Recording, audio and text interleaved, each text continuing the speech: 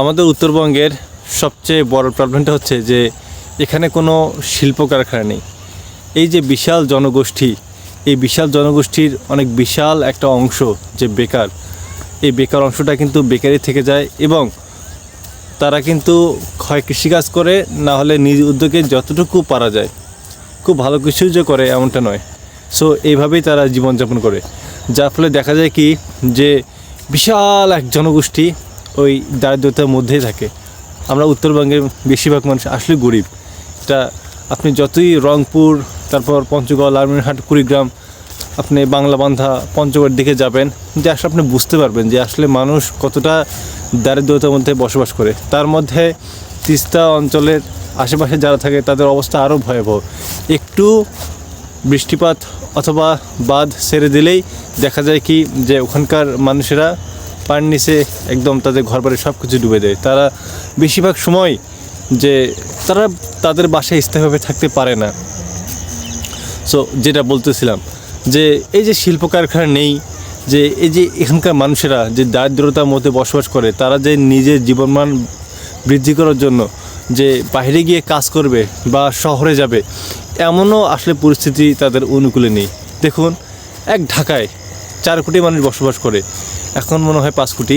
কতই মানুষ যায় বলুন? এই যে উত্তরবঙ্গ বিশাল একটা এরিয়া, এত মানুষ, কত মানুষ যাবে?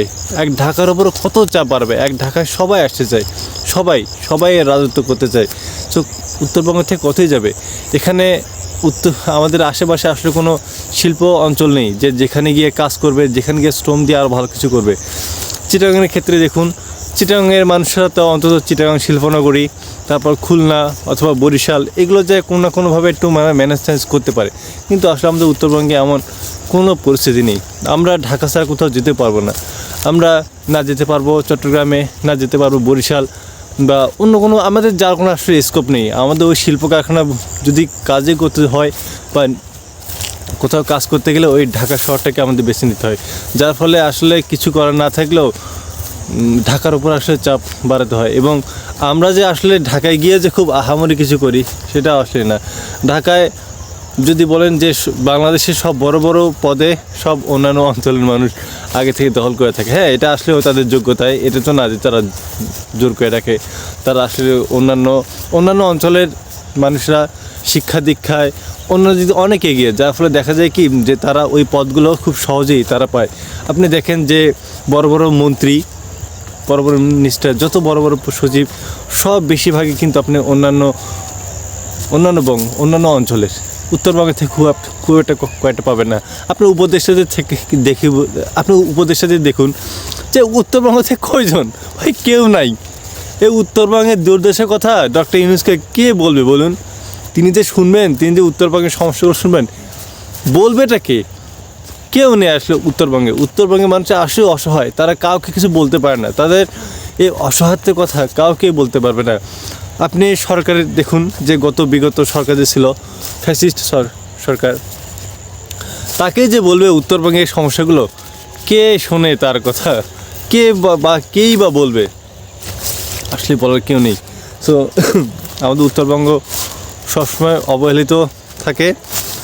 তাই আমাদের আসলে এখন কিছু একটা করা উচিত। এভাবে তো চলতে পারে না একটা দেশ। আমাদের উত্তরবঙ্গ যদি বন্ধ হয়ে যায় বা উত্তরবঙ্গের মানুষ যদি ভালো না থাকে, যদি এখানকার সবজি, শাকসবজি বা অন্যান্য যদি পাঠাতে না পারে, বাংলাদেশ আসলে ক্ষতিগ্রস্ত হয়ে যাবে। কারণ বাংলাদেশের অন্যান্য অঞ্চল, ঢাকা অঞ্চল, আপনি যেটাই বলুন, সব কিছু নির্ভর করে কিন্তু এই উত্তরবঙ্গের উপর। উত্তরবঙ্গ কিন্তু আসলে এই খাদ্যশস্য এগুলোর উপরেই কিন্তু অনেক বিখ্যাত। তাই আমার কাছে মনে হয় যে এই উত্তরবঙ্গ নিয়ে এখন চিন্তা ভাবনার সময় এসে গেছে। তাদের নিয়ে আসলে কাজ করা উচিত, তাদেরকে সুযোগ দেওয়া উচিত।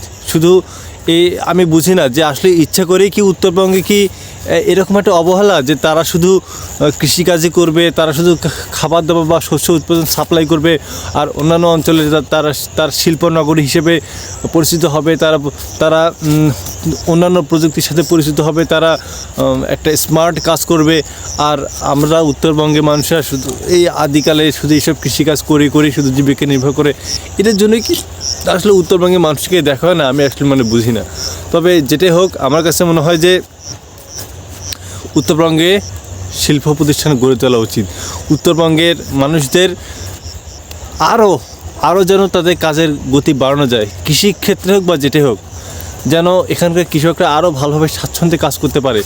আরও ভালো ভালো প্রযুক্তি তাদের মধ্যে বিলিয়ে দেওয়া উচিত, তাদের কৃষি সম্প্রসারণ করা উচিত, তাদেরকে আরও উদ্যোক্তা হওয়া উচিত। এখানে শুধু কৃষিকাজ কেমন না, আপনি একটা পোশাক শিল্প, সেটা আপনি দিতে পারেন। একটা পোশাক শিল্প যদি দেওয়া যায়, অন্তত বাংলাদেশে তো আরও অনেক ঘাটতি পূরণ হবে এই পোশাক শিল্প। কারণ বাংলাদেশের পোশাক পৃথিবীতে অনেক জায়গায় সাপ্লাই হয়, এটা অনেক বিখ্যাত। এছাড়া চিনিকল থেকে শুরু করে আরও যা যা করা যায়, অর্থাৎ এই উত্তরবঙ্গে মানুষ যেন উত্তরবঙ্গে থাকতে পারে, তাদের পরিবারের সাথেই যেন থাকতে পারে, এই ধরনের উদ্যোগ আসলে গ্রহণ করা উচিত।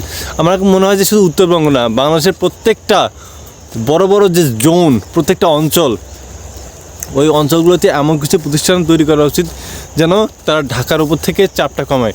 ঢাকা তো একটা রাজধানী, ঢাকা যদি ভালো না থাকে তাহলে এই সারা বাংলাদেশ ভালো থাকবে না। আমার মনে হয় ঢাকার উপর চাপটা কমিয়ে প্রত্যেকটা এই বাংলাদেশকে বিভিন্ন অঞ্চলে যেমন মুক্তিযুদ্ধের সময় বিভিন্ন সেক্টরে ভাগ করা হয়, এই বিভিন্ন জোনে ভাগ করে ওই জোনে যে ওই অঞ্চলটাতে কোন বা কোন জিনিসটা তৈরি করলে বা কোন শিল্প প্রতিষ্ঠান গড়ে তুললে এই দেশে ঢাকার উপর থেকে চাপটা কমবে এবং এই দেশে খুব ইজিলি বিভিন্ন পণ্য উৎপাদন করা সম্ভব হবে। এই জিনিসগুলো আসলে ভাবার সময় হয়ে গেছে। আমরা চাই না যে শুধু ঢাকার ওপর চাপ বাড়ে বা আমরা কোনো এক অঞ্চলে পিছিয়ে থাকবো বা কোনো অঞ্চল এগিয়ে যাবে। আসলে এইভাবে বৈষম্য করাটা ঠিক না, এই জিনিসটা আসলে ভাবা উচিত। এবং যত দ্রুত সম্ভব, বিশেষ করে উত্তরবঙ্গ অনেক অবহেলিত।